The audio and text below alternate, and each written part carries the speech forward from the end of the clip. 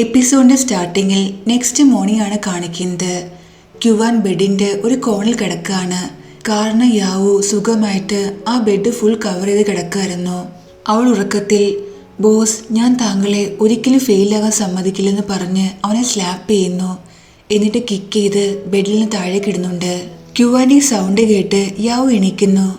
Boss, താങ്കൾ താഴെ എന്ത് ചെയ്യാണ്? താങ്കൾ ഇതിനെ തറ കിടന്ന് ഉറങ്ങിയത്? താങ്കൾ എന്തിനാ എന്നെ ബെഡിൽ കിടത്തിയെന്ന് അവൾ ചോദിക്കുന്നുണ്ട്. യാവു പറയുന്ന കേട്ട് ക്യുവാൻ ദേഷ്യത്തിൽ, ഞാൻ നിന്നെ ബെഡിൽ പിടിച്ച് കിടത്തിയെന്നോ? നിനക്കൊന്നും ഓർമ്മയില്ലെന്ന് തോന്നുന്നു. ഞാൻ നിന്നെ ഓർമ്മിപ്പിക്കാം. ഇന്നലെ രാത്രി നീ സ്വയം എൻ്റെ ബെഡിൽ വന്ന് കിടന്നെയാണ്. എന്നിട്ട് എൻ്റെ ബ്ലാങ്കറ്റ് പിടിച്ചു വാങ്ങി എന്നെ ബെഡിൻ്റെ ഒരു കോണിലാക്കി. ഇന്നലെ രാത്രി ഫുൾ ഞാൻ ഒരു കോണിൽ കിടന്ന് ഉറങ്ങിയത്. യാവുന് ഫ്ലാഷ് ബാക്ക് ഓർമ്മ വരുന്നു. അവൾ താഴ്ന്ന് ബെഡിൽ വന്ന് കിടന്നതും ക്യുവാന്റെ ബ്ലാങ്കറ്റ് പിടിച്ചു വാങ്ങിയതും അവനെ തള്ളി ഒരു കോണിലാക്കിയതും രാത്രി മുഴുവൻ പാവം ക്യുവാൻ ഒരു സൈഡിൽ നിന്ന് മറ്റേ സൈഡിലേക്ക് മാറി മാറി കിടന്ന കാര്യങ്ങളെല്ലാം. സോറി ബോസ്, എനിക്കൊന്നും ഓർമ്മയില്ല. പക്ഷേ ഇതെൻ്റെ പ്രോബ്ലം അല്ല, താങ്കളുടെ പ്രോബ്ലം ആണെന്ന് അവൾ പറയുന്നു. ശരിയാണ്, എൻ്റെ പ്രോബ്ലം ആണ്. നിന്നെ റൂമിൽ വരാൻ ഞാൻ സമ്മതിക്കാൻ പാടില്ലായിരുന്നു. നീ ഇപ്പോൾ തന്നെ എൻ്റെ റൂമിൽ നിന്ന് പോകാൻ അവൻ പറയുന്നുണ്ട്. അവൾ അവിടുന്ന് ഓടിപ്പോകുന്നു. നെക്സ്റ്റ് സീനിൽ അവർ രണ്ടുപേരും ബിസിനസ് ട്രിപ്പിന് വരുന്നു. മിസ്റ്റർ ടെങ്ങിനെ മീറ്റ് ചെയ്യുന്നുണ്ട്. യാവുനെ കാണുമ്പോൾ മിസ്റ്റർ ടെങ് ക്യുവാനോട്, താങ്കൾ വരുന്നത് ഒരു ഫീമെയിൽ അസിസ്റ്റന്റിനെ കൊണ്ടാണെന്ന കാര്യം എനിക്കറിയില്ലായിരുന്നു പറയുന്നു. ഞാൻ മെയിൽസിനെയും ഫീമെയിൽസിനെയും ഡിഫറൻഷ്യേറ്റ് ചെയ്യാറില്ല. ഇവൾ എൻ്റെ അസിസ്റ്റന്റ് ആണ്. പേര് യാവ് യാവ്. ഈ വർക്കിന് ഇവൾ പെർഫെക്റ്റ് ആണെന്ന് പറഞ്ഞ് ക്യുവാൻ യാവുനെ മിസ്റ്റർ ടെങ്ങിന് പരിചയപ്പെടുത്തുന്നുണ്ട്. മിസ്റ്റർ ടെങ് യാവുന്റെ കൈ പിടിച്ച് ഹാൻഡ് ഷേക്ക് ചെയ്യുന്നു. ക്യുവാൻ അദ്ദേഹത്തിന്റെ കൈ മാറ്റുന്നുണ്ട്. അതിനുശേഷം അദ്ദേഹം അവർ രണ്ടുപേരെയും ഓഫീസിലേക്ക് കൊണ്ടുവരുന്നു. മിസ്റ്റർ ടെങ് ആ കമ്പനിയിലെ എംപ്ലോയീസിനോടെല്ലാം ഫ്ലേർട്ട് ചെയ്യുന്നുണ്ടായിരുന്നു. അദ്ദേഹം യാവുനെ ക്യുവാനെ കൂട്ടി കോൺഫറൻസ് റൂമിലേക്ക് വരുന്നു. ക്യുവാൻ ആദ്യമേ റൂമിലേക്ക് കയറുന്നുണ്ട്. യാവ് പിറകെ കയറാൻ തുടങ്ങുമ്പോൾ, ഈ സ്റ്റെപ്പ് ഒരുപാട് ഹൈ ആണ്, ഞാൻ നിന്നെ ഹെൽപ്പ് ചെയ്യാമെന്ന് മിസ്റ്റർ ടെങ് പറയുന്നു. പക്ഷേ യാവു അദ്ദേഹത്തെ അവോയ്ഡ് ചെയ്ത് അവിടുന്ന് ഓടിപ്പോകുന്നുണ്ട്. നെക്സ്റ്റ് സീനിൽ എല്ലാവരും കോൺഫറൻസ് റൂമിൽ ഇരിക്കുകയാണ്. മിസ്റ്റർ ടെങ് സെൽഫി എടുക്കുമ്പോൾ യാവുവിൻ്റെ ഫോട്ടോയും ക്ലിക്ക് ചെയ്യുന്നുണ്ട്. യാവുവിനാകട്ടെ നന്നായിട്ട് വിശക്കുന്നു. അവൾ മനസ്സിൽ, ഇവിടെ എല്ലാവരും വർക്ക് ചെയ്തുകൊണ്ടിരിക്കുകയാണ്, എനിക്ക് മാത്രം വിശപ്പ് കാരണം മരിക്കുന്ന അവസ്ഥയാണ്. അവൾ ക്യുവാനെ നോക്കി, ബോസിൻ രാവിലെ മുതൽ ഒന്നും കഴിച്ചിട്ടില്ലല്ലോ, ഇദ്ദേഹം എന്താ റോബോട്ടാണോ? വിശപ്പില്ലേന്ന് അവൾ മനസ്സിൽ വിചാരിക്കുന്നു. അപ്പോൾ ക്യുവാൻ അവളെ നോക്കുന്നുണ്ട്. ക്യുവാൻ യാവുനോട്, യാവു, നീ വെളിയിൽ പോയി ബാവറിനെ കോൾ ചെയ്യൂ, അവൻ അത്യാവശ്യമായിട്ട് ഒരു ഇൻഫർമേഷൻ വേണമെന്ന് പറഞ്ഞു. അതെൻ്റെ ബാഗിലുണ്ട്, നീ അവന് അത് സെൻഡ് ചെയ്യാൻ പറയുന്നു. യാവു ക്യുവാൻ്റെ ബാഗും കൊണ്ട് വെളിയിലേക്ക് വരുന്നു. അപ്പോൾ യാവുന് ക്യുവാൻ്റെ മെസ്സേജ് വരുന്നുണ്ട്. ബാവറിനെ കോൾ ചെയ്യേണ്ട ഒരു ആവശ്യമില്ല, എൻ്റെ ബാഗിൽ ഒരു ചോക്ലേറ്റ് ഉണ്ട്, നീ അതെടുത്ത് കഴിക്കാൻ പറയുന്നു. താങ്കൾ എന്നെ ഫുഡ് കഴിക്കാൻ വേണ്ടിയാണോ കള്ളം പറഞ്ഞ് വെളിയിലേക്ക് അയച്ചെന്ന് അവൾ ചോദിക്കുമ്പോൾ, അതെ, കാരണം നിന്റെ സ്റ്റൊമക്കിൽ നിന്ന് ഒരുപാട് സൗണ്ട് വരുന്നു, എനിക്കത് ഒരുപാട് ഡിസ്റ്റർബൻസ് ആണെന്ന് അവൻ പറയുന്നുണ്ട്. അവൾ ആ ചോക്ലേറ്റ് കഴിക്കുന്നുണ്ട്. അവൾ മനസ്സിൽ, ഞാനും എന്തെങ്കിലും അവസരം ഉണ്ടാക്കി ബോസിനെ ഫുഡ് കഴിക്കാൻ വെളിയിലേക്ക് വിടുമെന്ന് ആലോചിക്കുന്നു. അപ്പോഴേക്കും മീറ്റിംഗ് തീരുന്നുണ്ട്. മിസ്റ്റർ ടെങ് അവരോട്, എൻ്റെ ഡ്രൈവർ നിങ്ങളെ ഹോട്ടലിൽ ഡ്രോപ്പ് ചെയ്യും. നാളെ നിങ്ങൾക്ക് എൻ്റെ വക ഒരു ഡിന്നർ ട്രീറ്റ് ഉണ്ട്. നമുക്കപ്പോൾ കേസിനെ കുറിച്ച് ഡിസ്കസ് ചെയ്യാമെന്ന് അദ്ദേഹം പറയുന്നു. യാവു വണ്ടിയിൽ കയറുമ്പോൾ മിസ്റ്റർ ടെങ് അവളെ ടച്ച് ചെയ്യുന്നുണ്ട്. അതവൾക്ക് ഒട്ടും ഇഷ്ടമാകുന്നില്ല. ഈ കാര്യം ക്യുവാൻ നോട്ടീസ് ചെയ്യുന്നു. പക്ഷേ അവൻ അപ്പോൾ ഒന്നും പറയുന്നില്ല. തിരിച്ചു പോകുമ്പോൾ ക്യുവാന് നന്നായിട്ട് വിശക്കുന്നു. ബോസ്, താങ്കൾ ഓക്കെ ആണോ? താങ്കൾക്ക് വിശക്കുന്നുണ്ടെങ്കിൽ ചോക്ലേറ്റ് കഴിക്കാൻ യാവ് പറയുന്നുണ്ട്. തനിക്ക് വേണ്ടെന്ന് ക്യുവാൻ പറയുന്നു. നെക്സ്റ്റ് സീനിൽ യാവ് ഹോട്ടൽ റൂമിലിരുന്ന് കേസിനെ കുറിച്ച് സ്റ്റഡി ചെയ്യാണ്. അവൾ നോക്കുമ്പോൾ അവൾക്കൊരു ഫയൽ കിട്ടുന്നില്ല. അവൾ ഈ ഫയലിനെ കുറിച്ച് ക്യുവാന് മെസ്സേജ് ചോദിക്കുന്നുണ്ട്. പക്ഷെ കുറേ നേരം കഴിഞ്ഞിട്ടും ക്യുവാന് റിപ്ലൈ ഒന്നും വരുന്നില്ല. ബോസ് ഇനി വിശപ്പ് കാരണം ബോധം കെട്ട് വീണ് കാണുമോന്ന് അവൾ മനസ്സിൽ വിചാരിക്കുന്നു. അതേസമയം ക്യുവാനാകട്ടെ ഷവറെല്ലാം ചെയ്ത് കഴിഞ്ഞ് വെളിയിലേക്ക് വരായിരുന്നു. അപ്പോൾ ആരോ അവന് ഡോർ നോക്കുന്ന സൗണ്ട് അവൻ കേൾക്കുന്നു.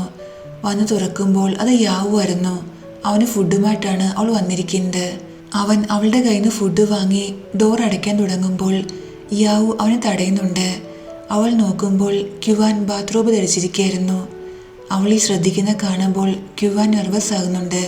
ഇന്നലെ രാത്രി സംഭവിച്ച പോലെ നീ വീണ്ടും എന്നെ ബ്ലാക്ക്മെയിൽ ചെയ്ത് അകത്ത് കിടക്കാമെന്ന് വിചാരിക്കേണ്ടെന്ന് അവൻ പറയുമ്പോൾ അവൾ ആ ഫുഡുമായിട്ട് അകത്തേക്ക് വരുന്നു. ഞാൻ താങ്കളെ കെയർ ചെയ്യാൻ വന്നെയാണ്.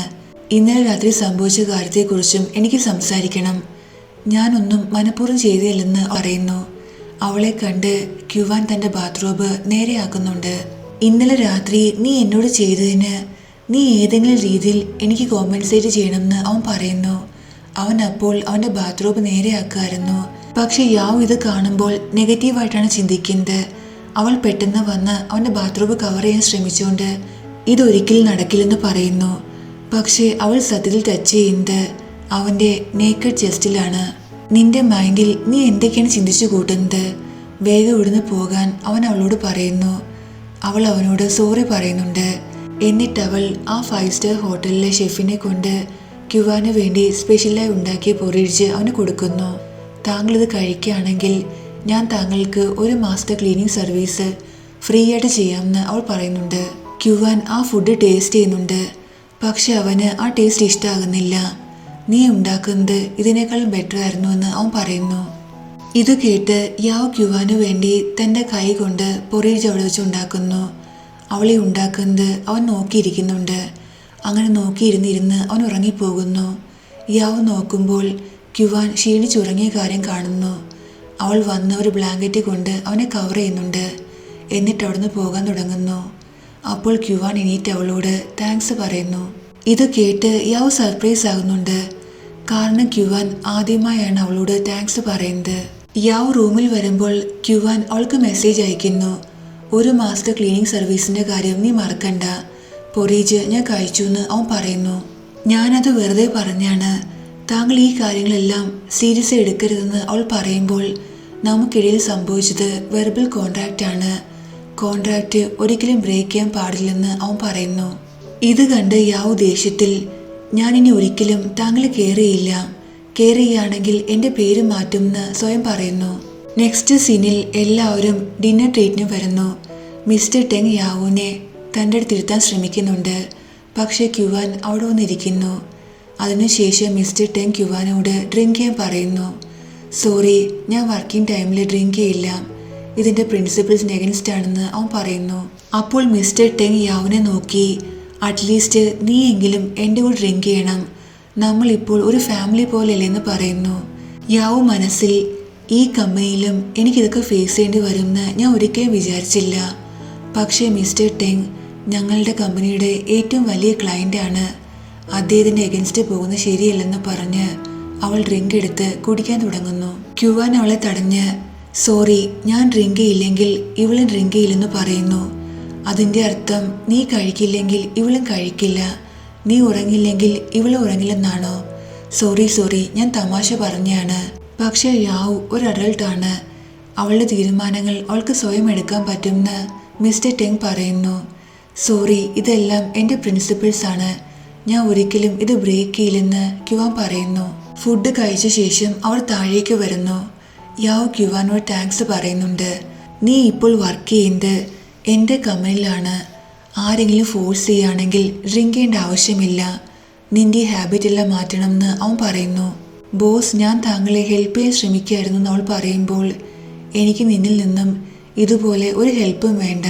നീ ഇങ്ങനെ ബിഹേവ് ചെയ്യുകയാണെങ്കിൽ നീ നിൻ്റെ കൂടെ എന്നെയും കൂടി ഇൻസൾട്ട് ചെയ്യുന്നത്. നിൻ്റെ തോട്ട്സ് ഇങ്ങനെയാണെങ്കിൽ നിനക്ക് ഈ കമ്പനിയിൽ നിന്ന് പോകാം. ഒരു കാര്യം കൂടി എനിക്ക് പറയാനുണ്ട്. ഒരിക്കലും മിസ്റ്റർ ടെങ്ങിനെ ഒറ്റയ്ക്ക് മീറ്റ് ചെയ്യാൻ പോകരുത്. ഇതെൻ്റെ വാർണിംഗ് ആണെന്ന് പറഞ്ഞ് അവൻ അവിടുന്ന് പോകുന്നു. യാവ് റൂമിൽ വന്ന് ഈ കാര്യങ്ങളെല്ലാം അവളുടെ ഫ്രണ്ടായ ടിങ്ടിങ്ങിനോട് പറയുന്നു. ഞാൻ ബോസിനെ ഹെൽപ്പ് ചെയ്യാൻ ശ്രമിക്കുകയായിരുന്നു. അദ്ദേഹത്തിൻ്റെ ക്ലയൻറ്റ് കൂടെ ഡ്രിങ്ക് ചെയ്ത്. പക്ഷേ ബോസ് എന്നെ കുറേ വഴക്ക് പറഞ്ഞു. പക്ഷെ നിന്റെ ബോസ് നിന്നെ ഹെൽപ്പ് ചെയ്തല്ലേ എന്ന് അവൾ ചോദിക്കുമ്പോൾ ശരിയാണ്, എനിക്കറിയാം ബോസ് എന്നെ ഹെൽപ്പ് ചെയ്തതാണെന്ന്. പക്ഷേ ബോസിന് ഈ കാര്യങ്ങളെല്ലാം നല്ല രീതിയിൽ പറഞ്ഞൂടെ? എപ്പോഴും വഴക്ക് പറയേണ്ട ആവശ്യം എന്താണ്? ബോസ് എന്നോട് ഒരു കാര്യം കൂടി പറഞ്ഞു, ആ ക്ലയൻറ്റിനെ ഒറ്റയ്ക്ക് മീറ്റ് ചെയ്യാൻ പോകരുതെന്ന്. ബോസ് പറഞ്ഞ പോലെ ഞാൻ ചെയ്യും. ഞാൻ ഒരിക്കലും ക്ലയൻറ്റിനെ ഒറ്റയ്ക്ക് മീറ്റ് ചെയ്യാൻ പോകില്ലെന്ന് അവൾ പറയുന്നു. അതൊക്കെ പോട്ടെ, നിന്റെ ഹസ്ബൻഡ് എവിടെ? നീ വീണ്ടും നിന്റെ ഹസ്ബൻഡുമായി ഫൈറ്റ് ചെയ്തു എന്ന് യാവ് ചോദിക്കുന്നു. അവനിപ്പോൾ അവൻ്റെ വർക്കിൽ ഒരുപാട് ബിസിയാണ്. കുറേ ദിവസമായി വീട്ടിൽ പോലും വന്നിട്ടില്ല.